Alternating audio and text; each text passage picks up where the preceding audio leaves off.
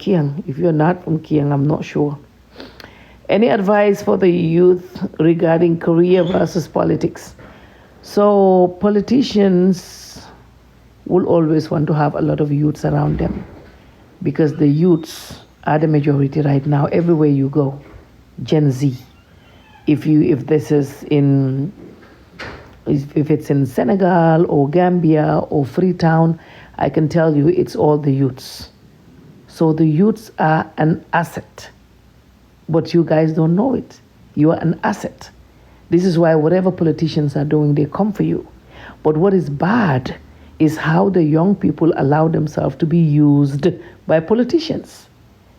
If you look at all these politicians, you don't see their children leaving schools, running after them, guddi becek subangon, daw di len topa, tegal len sen life bi ci suuf, di len xeexal, and then what do they gain after that? Nothing. So I think the youth should also be responsible when they want to go into politics or when they want to work with politicians. Ben politician bum la def nga sagal ko, it's not worth it. Lo defalul sa baay bu la jur ak sa yaay, don't do it. Support them. It is fine. We have a right, all of us, to belong to political parties and to vote in an election. We all have a right to do that. But don't let them put you in a situation bo xamne da ngay nek di saga rek. I'm telling you guys, dofuñ de yow bo nekkee saga kat yow ci wàllu saga bi lañ laa bàyyi. Da nga nekk di saga te fekk fu politician boobu aga yow mun nga fa aga. Aim towards that. Aim towards that. But not just nga toog suñ lifi ne nit ñi su leen nit ñi waxee dara rek yow nga jóg ci internet bi di saaga nit ñi ndey for them, you will never get to where they are. Te nag nit ku nekk ku jur doom, man I tell you I have 3 boys. Lu ma eenee suma doom yi loolu laa eenee doomu jàmbur bu nekk. moo tax dama dee yenn saa dama dee def dara ba ca kanam ma pare ma ñëw toog fii ma ne ndeysaan yërëm naa ko, doomi jàmbur la. waaye parce que moo tax tamit nit tam doom danga koy yar mu am fu muy em. man de óor na ma peng ne suma doom yi they would never saaga kenn. loolu moom óor na ma peng duñ saaga te duñ dóor parce que these are some of the things that I went through and I make sure I tell them. I went through bullying, saaga nañ ma, def nañ ma lu nekka. You cannot do it. Because su ngeen demee ngeen def ko beneen jigéen seen jabar wala seen nit ñi ngeen di defal si tasee si mbedd bi, you cannot do that. So I say this to my children.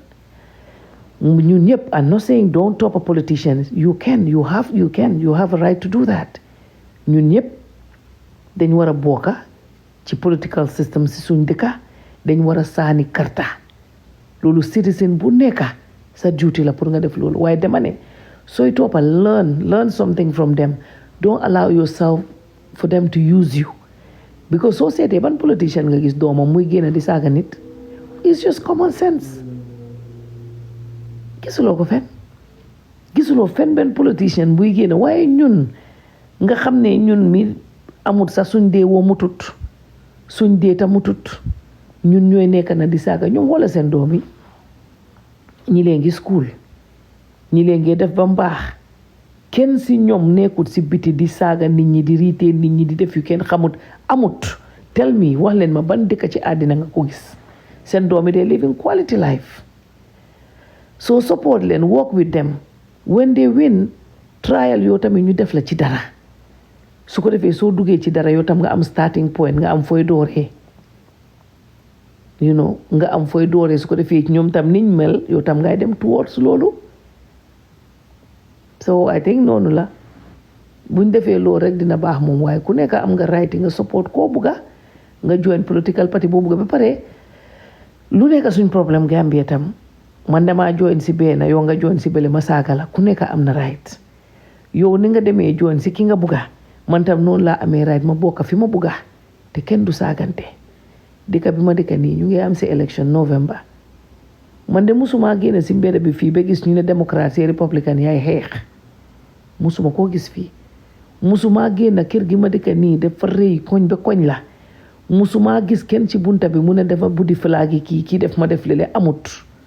ku nekk dafa toog kiram mu ngi yor kartaam, mu xam lim xam, mu seetaan télé, déglu police yi, ki muy àndal suy dem mu ànd ci raleem bi mu téye kartaam mu toog mu ne pat bu élection jotee because saaga yooyu amul njëriñ boo munee saaga ci internet bi te mun loo win election it's not a good idea, it's not a good thing to do.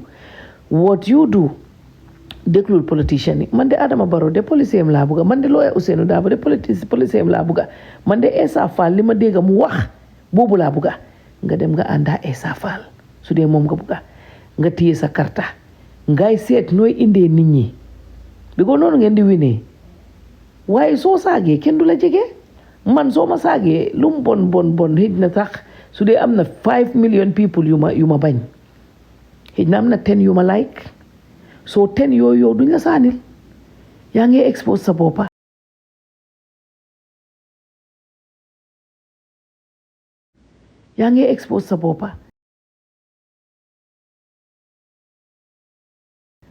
so loolu moo tax mu important ñun ñëpp ñu naxante ku bugg a nit dem si sa parti nga naxanteeg moom ne ko man dama fa ne nga ñëw si suma side bi yoon ñun dinañ win parce que ABCD ñun ñëpp suñ ñëwee together ngeen def noonu ngeen am seen karta ba si élection jot ngeen dem saani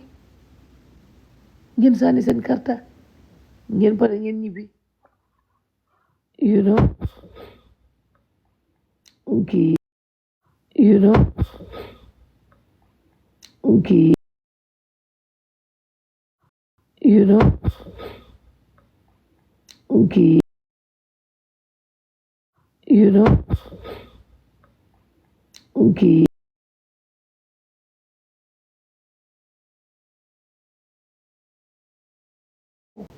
but I don't think because I was here when they called for my platform to boycott my platform. Nobody said anything about it. And then there was another platform, and Luny Wahne guy, he boycott. And Dabo came out and he said, don't boycott that one. So I have nothing in my heart against him, but I just feel that at least people that were there, like you came through a journey, you fought during the struggle, she was there, at least Fatu Radio was there for everyone, everybody was coming, going, and Fatu is a journalist. At least if you see certain things, I think it would be good to say, no, don't do this, but I think that has not been happening. Everybody is allowed and they insult me anyhow. So if you wake up every morning and insult me, honestly, there's no way I am going to be your friend because I have a mother, I have a father, I have children. So, okay, so it's like nte dingol ni bi jang. So na tra so mandan dingol ka wuli so kono jang. E kata dun nan nebo la so kono kan nan nebo baning. Dingol e fundi jay dun nan nebo la so kono nan nebo baning lungolung. Nte la nyanta wulla. Nte la nyanta fulan dingol e no. You cannot do this. But in here dingol bula je kata be mon nen nay ban na. Dingol bafula nyoka is good. Mbama in likely. They will keep doing that. I feel I've never been at least helped to stop any of this, and a lot of things happen. Struggle wato maybe o fo binale lung killing. A bete ala puru menu man struggle o kalamuta. Yalo antela role mo monetino. And my relationship with UDP at that time. It would be good for people to know. I mean, it's not controlling the crowd. What it is there are people, at least they're a little prominent in the society. So, doing the community, bena badibunkole, alo munna kallet, mendi ata nyenka wala foy. Amanke ko badibunka kilimen na ata drong abota badibu India. When I draw you would neng ya for haite borno lambedo kon, but this is Fatu Kamara. At least I contributed a little bit. I'm not saying everything. I contributed a little bit. And I've also set up an office. I'm not like somebody that they would tell you, this is Fatu, and you're like, Fatu mujumalti, Fatu mujumalti. Even if I travel outside of the country, they would tell me, we Googled you, we read about you, or we heard about you. So in my own country, if there is a disconnect, and these are people that I worked with many years, raised funds for them, a lot of things that I don't want to say here yet today. At least the best thing would have been no altanal hakilola until fana ninyin kuja matambitan temale. But I feel like that's not there, so I also got to, if I feel that you don't like me, I cannot like you. I have nothing against UDP, no problems at all, but the kind of insults, they hurl at me, you cannot do that to anybody and they clap for you and they like you. It's not possible. It's not possible. I'm human, and I'm not la. Masage every day nga juk saga mahale yundaw juk di masaga. I cannot do muna nega zaharit. I can't. I have to watch. Even when I'm talking to them, I'm scared. Even my friends that are in UDP, when I talk to them, I get scared. I feel like I'm being recorded. I feel like they're going to play it somewhere. I feel like they're going to do something bad. I just don't trust them. I don't trust them. That's the thing. And I'm scared of doing anything with them. But then they're the ones that should make me feel comfortable. No, we're not like this. And then I said, those who work with you know what you contributed. Yeah, so that's what I did. I now forget about them. But one thing, they cannot insult me. If you insult me, I come after you. Kamara kunda yelo le kono de alkakal kam fan kamawala ngaje modol ko hey defante. I would rather defante than neka nafe hade. I can tell you that, man, I would rather defante than neka nafe ha neka ci suuf di jaxase ñep nit ñi di ma taacul ya yaru. I would not do that.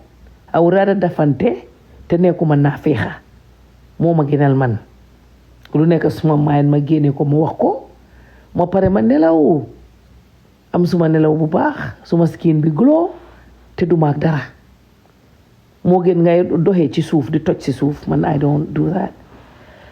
Okay, so Fallu bu sabali kemo ko is not yalon kemo sise lem ba nga konto fo jibe no karamo sise yalon albuka sulo seletoje altol ka jitole je ni man sulo seletoje ita ka jito dronje kake problem molati because yalon defa na manke dindinti so ndete sino lan kanyi story makeup mfaye nga fo yenne ne mo mannen hade na TikTok jibe you are very stupid. You are chaka.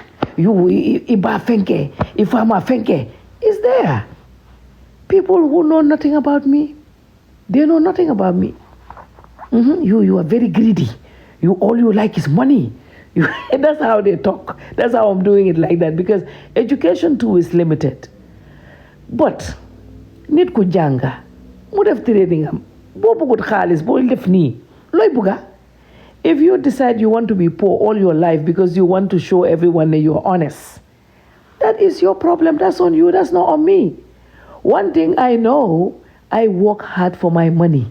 Nobody gives me money. Free money, mata say need mo ekati mo ma fatu ata. I do not have that. But if you don't want any money, you talk you think they tell after that la poor in there. All your life you just want to be poor. Some of them is because they don't have a means of having money. So because they don't have that means, buñ déggé ñun ñu ngi reenté man dama dugga plane dem ba Guinée Conakry di dugga di daw Sierra Leone di dugga di dem Sénégal yéna say dama nekk ci yoon bi Guinée Bissau ba dama feebar si yoon bi si moto bi Guinée Bissau bi nkataje fon sasata ninna freno be silo kan data filita mfudita kondoto ntarta auto ngalla dula men to wolu ne waje na freno ko nyen deysan kay mu nekata ko nyen jiben kata turu menna ako nyen menu man ni longol kata siri ne be mol nenna. If you know what I go through, what I do to make a living, because man, I don't have a choice. I cannot be idle. I have kids. I have payments to make monthly. I do not own a house. I didn't buy a house yet. I am paying rent here. It's almost $3,000 a month. Where I live is expensive. Every 30 days. And that is minus the water, the electricity, the cable, the internet, the car, the life insurance, the health insurance, all of that, and salary back home in Gambia. My bill every month is $15,000 a month. Every month, $15,000. At home, Esanso Bantale, Fenko, Kapo, Fenko, Fatu network, with our coverage, like Esanso Mansoto, all of that is on my head. Nobody helps. I have to do projects. I have to think about how to make money. Sometimes I'll be here, ma calculate, I have to quickly do a proposal. Maud Fumakoyoni. Purma am halis bo hamne retainership. The Faduga every month. That's what helps me. So, you think, man, I have the time to be idle to run after man? No, man. Which man out there can take care of my bills, man, my monthly bills? Which man? Which man? And if I don't do it, which mother would want your children out of the door because you don't parent? Which mother would want that? So I have to walk I cannot say, off every time. Every time I have to walk non-stop. My mind is calculating my account. What is left? What is left? I have to make sure I top it again before in 2 months. That's how it works for me. You don't know people, you don't know their stories, you speculate. That's the thing. But it's not easy. In the US before, with man suma nadindin sabola ninte, otumo ninga $200 spend 3, ale alon kadomoro kele fokaro efa. Ninga wota, signed and tembi I was at Costco. Ngamen na risito bija ngamen usang $349. Do mompare follow. So that's how expensive everything is now here. Before that would be $150. Sign $349. E jiole sang drink cold famous and diwon. Fo simuru koten sama before karo kono at least 1,000 ibe obandale. Fengol be da koleat. You receive a salary of 500. I used to receive a salary of 650.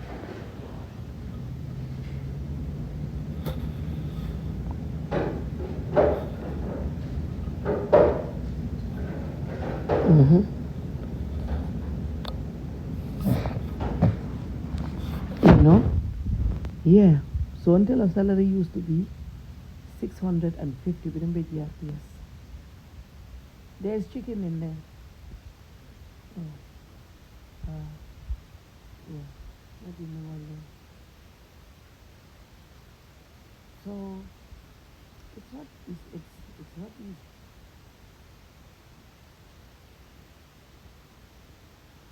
And I know there are people out there, many Alonko, what they spend is 5 times more than I spend. The spending powers are not the same. But there are people, Gambian, you know how many Jambar like Jambar, but you know how many Gambians here own their homes. You can't hear me? Why?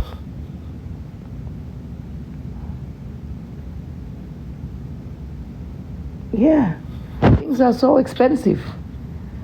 Very, very expensive. So I'm telling you, Gambians here, some very successful, own their homes. They don't have to pay all these things that I'm talking about.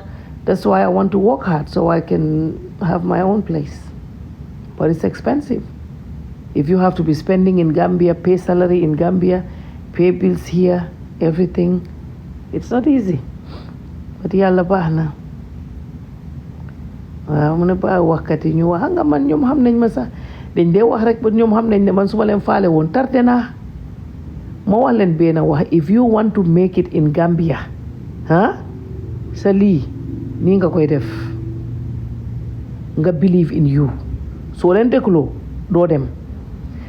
Even when I wanted to start the Fatu show, I was told that I should not do it because it will not work. Anything you want to do, a Gambian will tell you it will not work. And they will be sitting there. Ñoom suñu amut sa ñoom baax na si ñoom de waaye yow it bëgguñ nga am. Ñun suñ defee élection si yeneen dëkka suñ cover election foofu for maybe 3 months nga sign 3 months contract election mu ngi am ci benn dëkka the least you get paid is $100,000 su fekkee ne election am na nga dem nga bokka ci PR group yi su fekkee ne wàññi nañ ba wàññilu $100,000 lañ lay fay 3 months Gambia nga am contract government boo xam ne is 1 whole year and it's for 5 million everyone is crying 5 million 5 million what is 5 million I mean it's a lot of money but what I mean is in our business it's not a camera bu cheap is $3,500 camera bu cheap $3,500 Fatu Network has 3 cars ñetti moto essence fii lii fële equipment microphone bi yàqu na cable bi lifin na foog ñu yokk a caméra ki dafa demoon yàq na caméra bi sàcca nañ caméra bi sàccoon nañ suñ caméra yi yéeg ngeen ko salary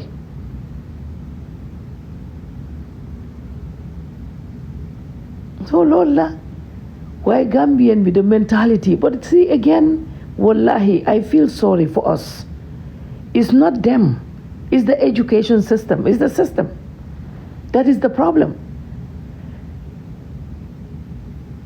you know is the system that's the problem xale yi fii xoolal ni ñuy defee xale yi 16 years 17 years jóg nañ ñu ngi liggéeyali seen boppa bu ñu amee soxla ñu fayal ko seen boppa man suma xale yi ñu ngi nii fii kenn si ñoom du eewu suba mu ne ma may ma they all work they go to school they work kenn duma dee laaj dërëm they don't waaye Gambia you see grown up people asking you for money and ba pare suñ paree dugga ci internet bi xas la suñ 5 million what is loolu if banks want us to cover them for news they pay banks yi dañ dee fay di any business Gambia ku bugg a Fatu Network defal la coverage te du ñun rek muy QTV muy everyone you pay money da nga am pour fay xaalis ñu defal la sa coverage so that's what the government did we are covering Mansakunda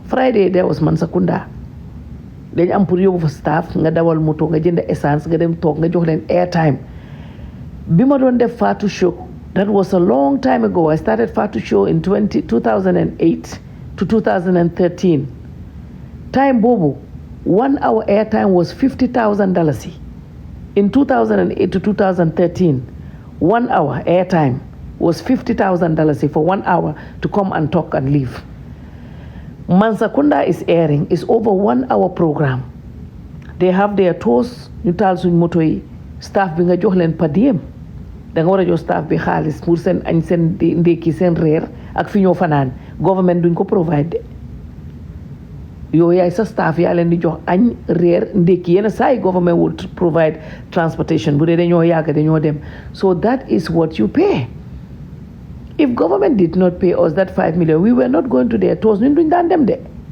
because soo ko calculate yow nga bëgg a coverage itamante joo fenna nte nga moto wulinti nga essence o sang nga na staff o kijee ngela night allowance o dila ngela bungol joye be lala dame so nte o beke government for free na government nak man duma defal lolu government so before mota su gaay don dem to ñun duñ daan dem dañ leen daan wax ne we will just take footage so we were taking footage from QTV sometimes we take footage from Star TV but now with what they pay we go to all their coverages now we are in contract with them so su gaay ne pip rek we have to go because we are getting paid so this is what it is it's not free money ñun ñëpp a xeexoon waaye dañ pare xeex bi ñaata nit ñoo lekk ñun dara contract rek lañ am forcé wuñ ñaanuñ dara lijjanti wuñ dara defuñ nepotism demuñ ci ron kenn di laaj anything even a piece of land that I applied is 4 years now it's not approved and it's not for me to live in it's for my office because at least fu ma dëkk am naa loolu pour office ba tey 4 years fay naa everything I paid the 50,000 I took my bank statements to show that I can bill it I paid all the charges I even paid NAWEC for water and electricity ma dem ba nawet ma ne ma xaaral ñu ñëw fixal la ñu ne ma déedéet da nga nekk si yoon bi dañ dog sa bos yokk ko ci bu keneen ñu kick ma out of there. You gave me another one the same problem ba tey maa ngi nii toog amuñ dara si ñoom waaye contract nag if they do a tender ñu ma ba ëllëg si suba tamit damaa demaat pour mu wax leen digga nga xam ne du ngeen bettu xam nga war naa leen ko may leen man I speak my mind. I'm not a hypocrite. I'm not going to go on the law and do things and act like I'm the best in sliced bread. I tell you what is in me because I know that I'm not doing anything wrong. I'm doing a business. Anytime they have another project for media and they tender it, dinaa dem ma dugal suma tender. Bu ma ko winee ma liggéey. Dañ dee submit deliverables yi. Every time before we get paid again, we only got paid once. We are not paid yet, and we have a payment that's due. We have to write everything we did. We have to send it. It's not free money. I have to write, okay, this day I did this. Day 2 I did Mansakunda. Day 3 we did this. Day 3 we did that. We have to give the deliverables. Then go submit. Guys said ko every payment then am pour review. They have to check that definitely gave me ñu soog laa fay.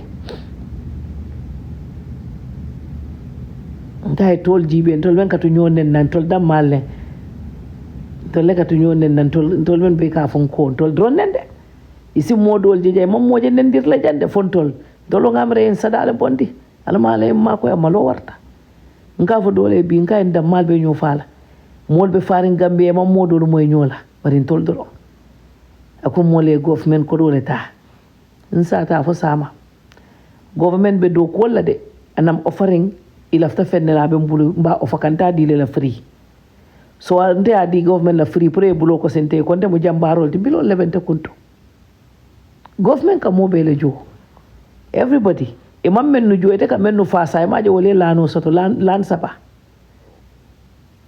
so wala de at least now I'm providing a service. Yes, that's it. Yeah, you submit a report before they approve the payment. That's what it is. So ntolo metendro be kamfari be nyoba ne nambe bulala nyola alinga kiteng. Alinga bay. Alinga block. Alinga boycott. Hey. Bila wala nyata na pari wal nyini kala fo ntol sadala bondi ba because they now beginning to be worried. Maybe ntol ifenne ketantol la but it's very sad. Look at all this fighting. Tol them male. Nde sonna fola ini afa ko ay mande ko le doya bari to lebe nyono matende nkom bebe internet ko no modo man tara nyima nyaala nda malen mol bebe jela li jibe jumanyo lebe sonko bari to le kataje alinga kelendi ntolumbe kelola kela ntolbe fenko le kela mbem pannale alinga bang fo muntuma nka ko fo muntuma yeah, maybe wala yenna sadale bondi bala fale wartan katara kam fale nyo kamal dombe nyo banenna alama alay ma koy because akola yatalde nde wode nali yalon ko because but if election is coming you insulting that's not going to help you.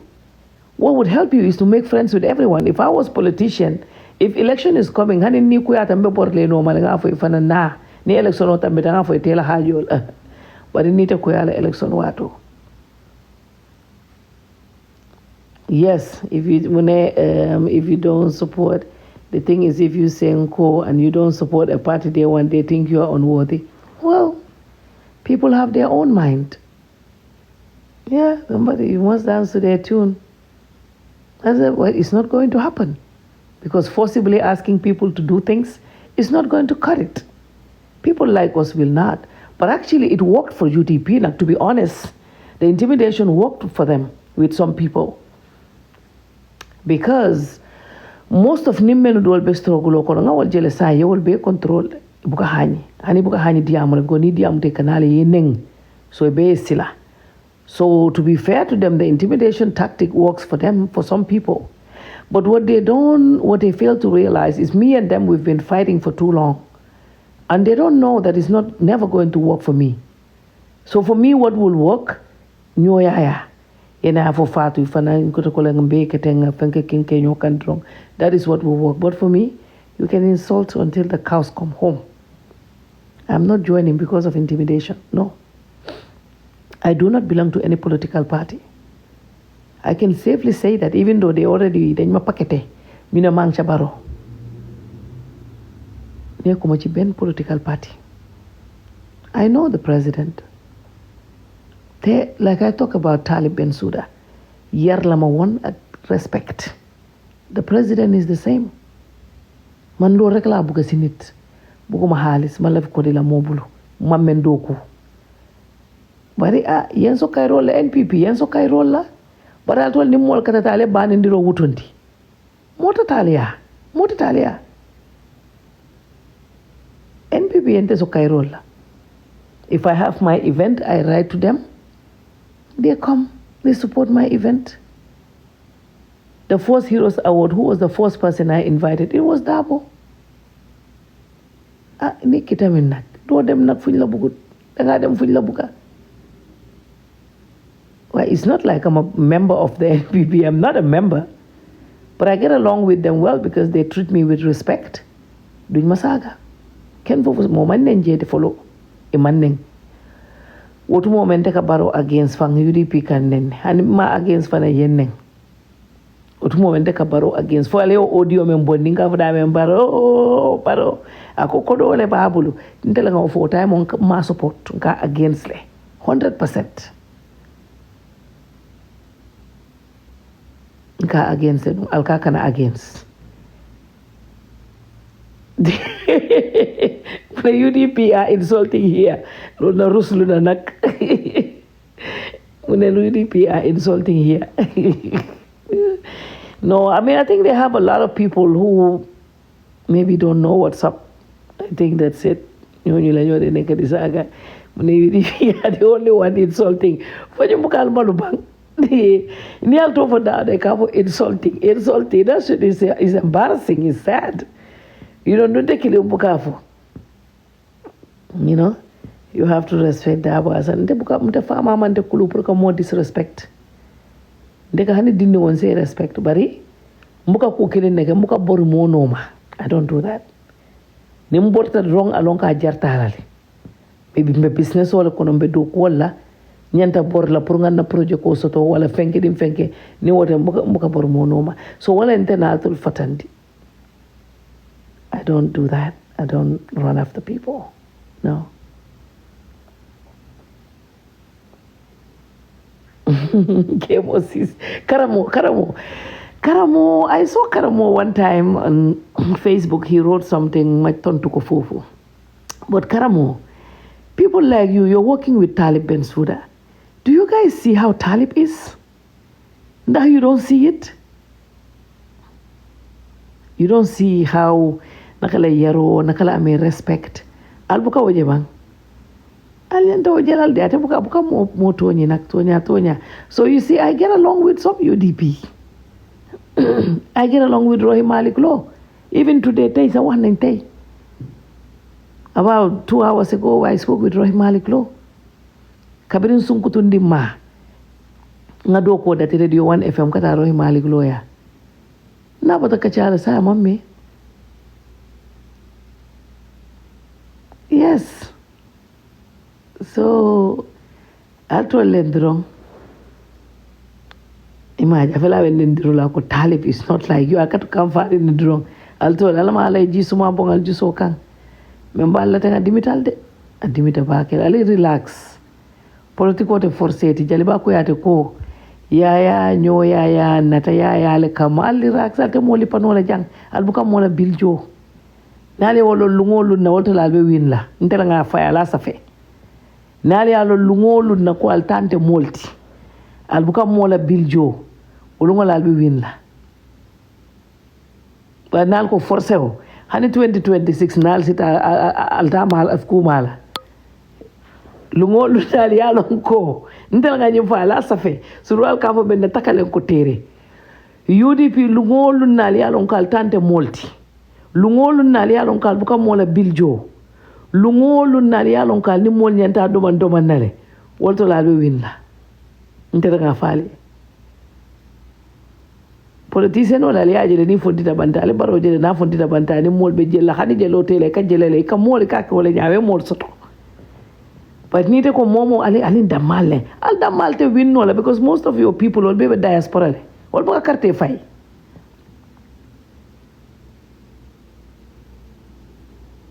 False mira kude ali mira ko yalla pati dida ali strategies ken dol soto yal makoy. Hanibe tulungole si sonko ke nyindo jibe you Fatu, you are trying to play double standard, you Fatu. That's how they write it. That's a model we see no na bunkore jay mbenyi fengor read la ka jele la fo ni en safe ni ko you Fatu, you are very foolish, you Fatu, you are very stupid. You Fatu, you are fake journalist, you Fatu, you like money, you Fatu, you take 5 million, you Fatu, you are borrow journalist. Nga read mole janna ko nyoko one day dama buga def TikTok dama la buga record ngay read li I read it, I laugh so loud dama ko de read fi ni ñu mol ka jele da fo ni asafe na dit ni wodo na ko ñu Fatu lu ndo be record la. I'm not angry, I laugh at it when I read it. You Fatu, who do you think you are? You better speak Mandinka, huh? You are speaking Wolof. Who do you think you are? You no. Yeah, but it's just like, I don't know who even talks to people like that in this age and times. Who talk to people like that? Nobody owes you anything. The self-entitlement. Nobody owes you anything. Nobody owes you anything. The day you know that, then you're fine. The day you know that, you'll be fine. You know? I wish I can help you guys. I think I wish I can help. I wish I can help. The way you guys are going, even 2026 is going to be tough for you. You need to change your strategy. Even after Dabo's interview, you guys made it tough for him. He did an interview. He said, oh, I applied for the land, but it was whatever time he said, and then you came. Fatu, apologize now, take proof. You see, you should not have made that about Fatu and Fatu Network. When your party leader says something, and then this was a big issue all this week, just walk away, it's over. Now Fatu Network is working on taking out the documents. What would that benefit anybody? But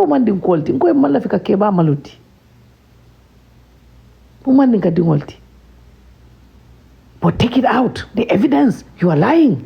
You are lying. Take it out. Take it out. Everybody knows that land was applied in 2019 when Dabo was there. Even if you read Fenda's post, she said it was in 2019 that I applied when my dad's 1 foot was in, 1 foot was out. That's what she wrote. It's common sense. She said 2019, we got the lease in 2022. She got her lease early. People get their lease sometimes 10 years. She said we applied 2019 when my dad's 1 foot was in, 1 foot was out. And now, they say, no, afuntindinang. I told my staff said, oh, Fatu, for the credibility of the network, because I told them, Pabi Maludi. Aman Jarala. They said to me, Fatu, yalo nimma nyimfanam bondi na credibility nga bondi. Wallahi, I don't want to get to that point. For what? I told them, I said, even if you take this out, they're going to come up again and tell you another thing. I said, with UDP, you can never win. If it is me, Dabo knows he applied in 2019 when he was in office. Even the people he spoke to at the office, lands office, I spoke to them. It's very clear.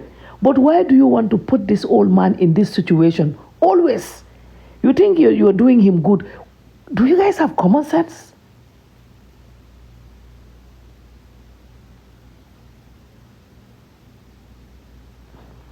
Well, it's okay. Apologize. We apologize for what? What do you guys think apology is? Apologize to us. And who are you again? For what? For what? We write, do you know how many stuff we write about Barrow? he never sent anybody to say to us, apologize to us. Never. Apologize. Who, for what? Alto la mol kan tene ne foi kam banning ba ma be Facebook a nyaba be lan tene ka alto le ne apologize. Alka mol nen jenne Gambia alka bula mol la alka banin dir jawol fo. Jumala ka alto le wol kono apologize. Jumala falto le apologize. Albe mol nen na lungola albe mol ba mal tindi la mol la. Moma fala to le apologize. You think people will just mol man silalla no mo be man silalla de. Dol silata Allah bar ton tol dol nte man silalla. Sire buka han. Nte man silalla.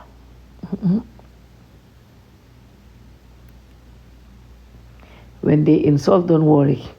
If you insult me, ibe ba ma nyol nenka amuta wonya momo en ndiro ke jela so ko ne be wol nenka because nka fole dama de wax nenka kuma kilin nafo.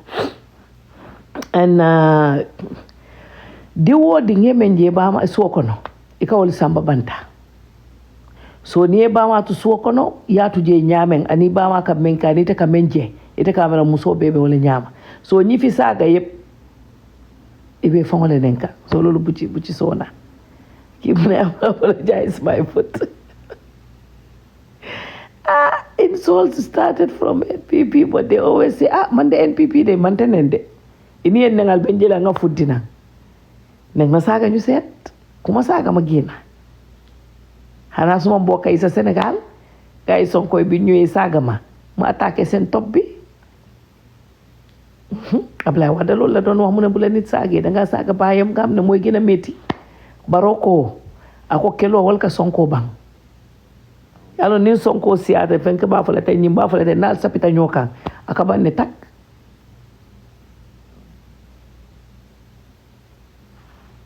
Who was talking about the gym? They said, are you still going to the gym? Yes, I do 3 times a week at Orange Theory with a coach, 1 hour with tanga bohamne. I don't, I'm just supposed to how I do 1 hour Monday through Wednesday. So I'm starting again tomorrow. I did 15 classes. We must start here good. And then I do 2 days of power walk, 5 miles. That's what I do. Akamundanga Sultan jenun jannede. Sultan le.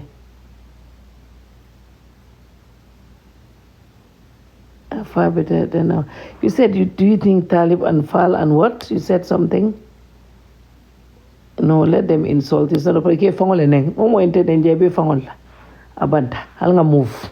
So, honestly, Fatu, do you think that Talib, Fal, and Kande are far better than? You see, you said you're president. That's disrespectful. In the first place, you see, you guys need to learn to be positive and have an open mind. For Freklade and problem akinyom. It's not my president. It's your president as well. It's our president. Respect office, but this is not about president. This is not about Barrow. It's about the office. So in the first place, I don't know, but I really don't blame our people. I think it's a lot of factors. Education, we fail big time in that. So man, wallahi, I wish I can be doing civic education programs. Man, like young people, how to talk to people, how to act. Man, the only time I fight, I'm the nicest person. I like to help people. I like to support people. I like to work with people. But I don't like disrespect.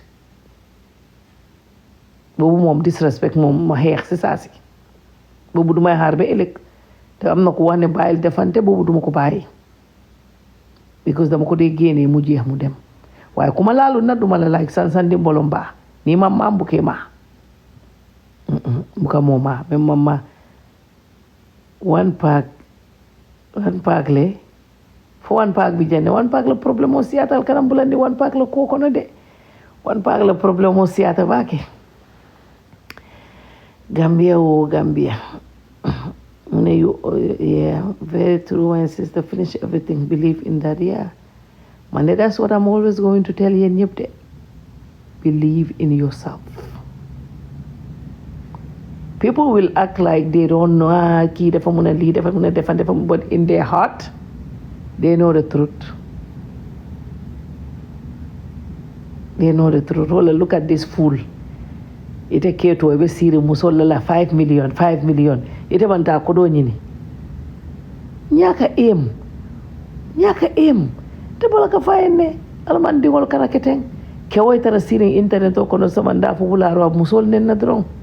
Alman dingol kana keteng ya Allah. Ma koy. Ha, abala fa ndum bala ka faliye. Wallahi I feel sorry for you guys. Because ke em balante la 5 million tende ta do ko ni leo double ye 10 soto ye na yo deposit nde waterfront apartment o dila folo eta siri ye nyati limbala ibe wala bari te ke mo suno lemba e ju sobe candidate te la ba yo bojang ko ente nyaada jele e bangi correct vere siri lampo ko mantara blackout ite ju sobe ko yarin te la nobody is forcing you to be here.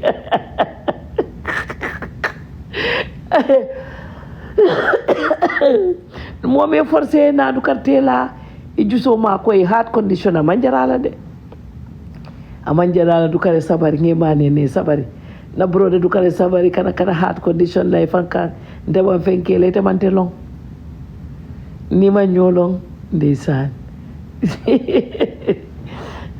Is no, I mean the most of this our people need help. They need help. It is sad. You know, no, don't block them, buy them food. Yeah, maybe it's like maybe it's the hardship. Maybe things are hard, things are tough. Some people cannot take them, and then they like to fight. You know, and I want Park Bijane.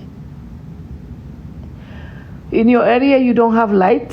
Oh, that is sad. So I want to give you guys some credit. I want to give $10,000 in credit. What I want, I may not be able to do it. It's going to take time. So what we are going to do, okay, so 20 people, I'm going to give you $500 in credit each. Or do I give 10 people 1,000 each? How do you guys want it?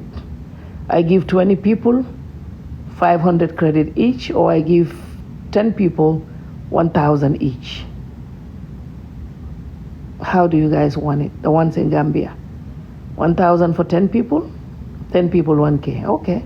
Somebody else said 20 people. So how do we do this? Let me know.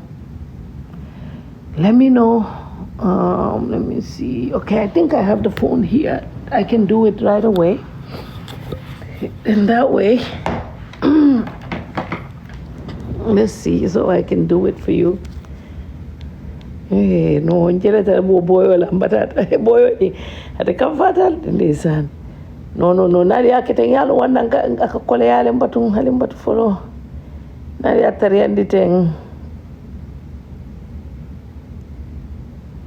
Okay, so now who am I going to give?